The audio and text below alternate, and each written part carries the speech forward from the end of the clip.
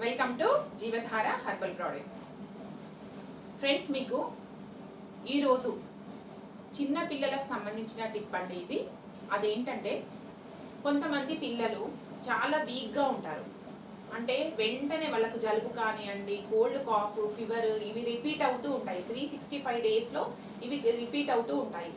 చాలా వీక్గా ఉంటారు. ఇలాంటి పిల్లలకు శక్తి రావడానికి మనం ఎన్నెన్నో మెడిసిన్స్ వాడుతూ ఉంటాము.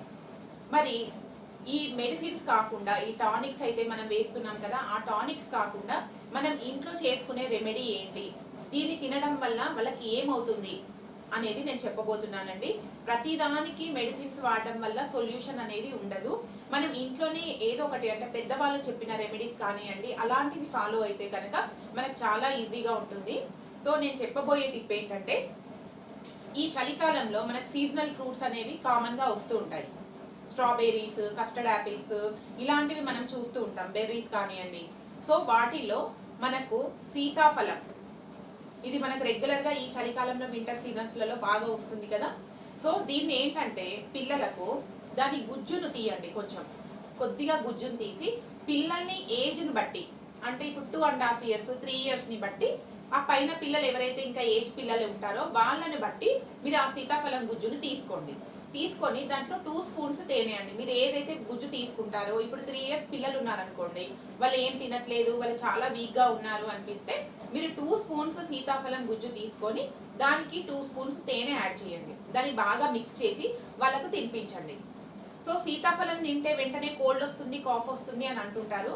బట్ ఏంటంటే, ఏ ఫ్రూట్స్తోని అలాంటివి ఉండవండి. ఎందుకంటే సీజనల్ ఫ్రూట్స్ మనం ఎంతగా తింటే అంత బలం వస్తుంది.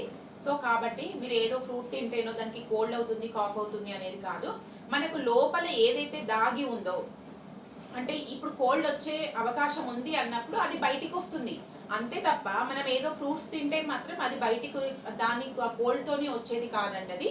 సో ఏ ఫ్రూట్స్ అయినా పెట్టండి, ఎందుకంటే విటమిన్స్, మినరల్స్ అనేవి ఈ ఫ్రూట్స్లలో చాలా ఎక్కువ మోతాదులో ఉంటాయి. కాబట్టి మీరు ఫ్రూట్స్ అనేవి, వెజిటేబుల్స్ అనేవి పిల్లలకి బాగా పెట్టండి. సో ఇప్పుడు ఇది తినడం ద్వారా, ఈ సీతాఫలం గుజ్జు తేనెని తినిపించడం ద్వారా వాళ్ళకు విపరీతమైన ఇమ్యూనిటీ అండి.